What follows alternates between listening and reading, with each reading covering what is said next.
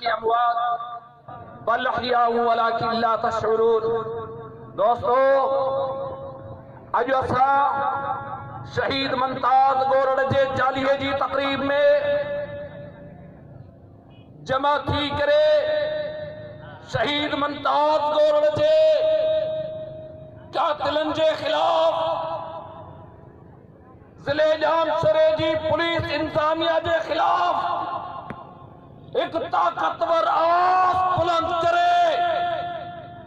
ऐ शहीद मुमताज गोरड़ जे कातिलन खे, ऐ शहीद मुमताज गोरड़ जे कातिलन खे आजाद कराइण वारनि खे, ऐ शहीद मुमताज गोरड़ जे कातिलन खे प्रोटोकॉल ॾियण वारनि खे, ऐ शहीद मुमताज गोरड़ जे मुक़ातिल बहादुर गोरड़ खे केस मां ख़ारिज कराइण वारनि खे ॿुधाइण था चाहियूं त शहीद मुमताज गोरड़ लावारिस कोन्हे। शहीद मुमताज गोरड़ जे खून जो कतरो कतरो तव्हां खां हिसाब वठंदो, ऐं शहीद मुमताज गोरड़ जे कातिलन जो पीछो कंदो। शहीद मुमताज गोरड़ जे कातिलन खे जेसीं ताईं फांसीअ जे फंदे ताईं न पहुचाईंदासीं, Sindh Islamic Sindh united party आराम सां न वेहंदी। ऐं असां सिंध गवर्नमेंट खे ॿुधाइण था चाहियूं त जंहिं वक़्त में तव्हां शहीद अख्तर शाह खे शहीद कयो, काइमुद्दीन सरकीअ खे शहीद कयो, डॉक्टर अनवर खे शहीद कयो, छा तव्हां इहो सम्झो था त इहो तव्हां खून भरी वेंदो?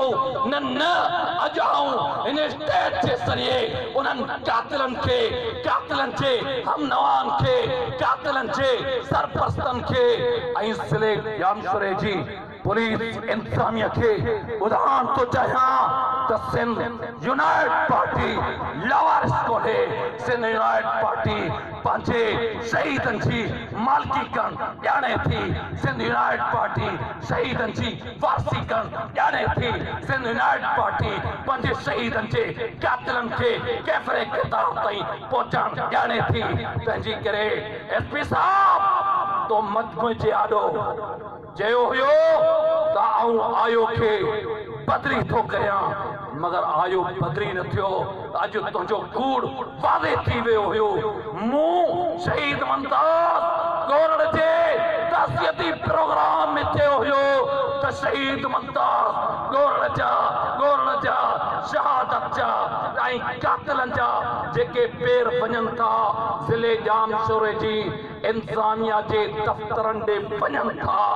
जेकॾहिं अञा बि शहीद मुमताज गोरड़ जे इन नाज़ खून सां डामेबादी हितां जी पुलिस बंदि न कई त पोइ यादि रखिजो एसपी साहब उन तुंहिंजे आफीस जे आॾो धरणो लॻो हो, मगर जेकॾहिं अञा बि तूं पंहिंजी हराम पई बंदि न कई, अञा बि तो पंहिंजी यानी कि शहीद मुमताज जे कातिलनि खे गिरफ़्तार करण में तो सुस्ती कई त पोइ यादि रखजां त ही काफ़िलो, ही कारकुन, ही शहीद मुमताज जा वारिस, ही शहीद मुमताज जा कारकुन, ही शहीद मुमताज जी पार्टी तुंहिंजी आफीस जो रुख कंदी, तुंहिंजी आफीस जो घेरा कंदी।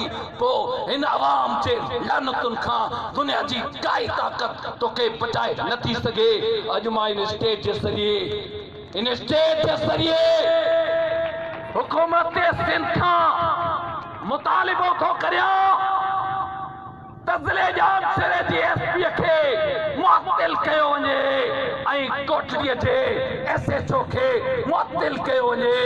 ऐं अञा बि आऊं अॻिते वधण थो पियो चाहियां, जेकॾहिं तव्हां हराम पई बंदि न कई त पोइ शहीद मुमताज गोरड़ जे क़त्ल केस में असां तव्हांखे मुलविस सम्झूं था ऐं तव्हांजा नाला ॾेई सघूं था त शहीद मुमताज गोरड़ जे क़त्ल में SP मुलविस आहे, SHO मुलविस आहे। इहे बंगारी आहिनि जन कातिलनि खे रस्तो ॾिनो हो, कातिल बाहिफ़ाज़त भॼी विया हा, मगर अॼु आऊं पंहिंजी क़यादत जे साम्हूं ऐं कारकुननि जे साम्हूं पार्टी जे साम्हूं वचन थो कयां त कारी वज़ीर मुजाहिदी इंशाअल्लाह वो ताक़तवर आवाज़ बणिजी करे शहीद मुमताज़ जे कातिलनि जो पीछो कंदो।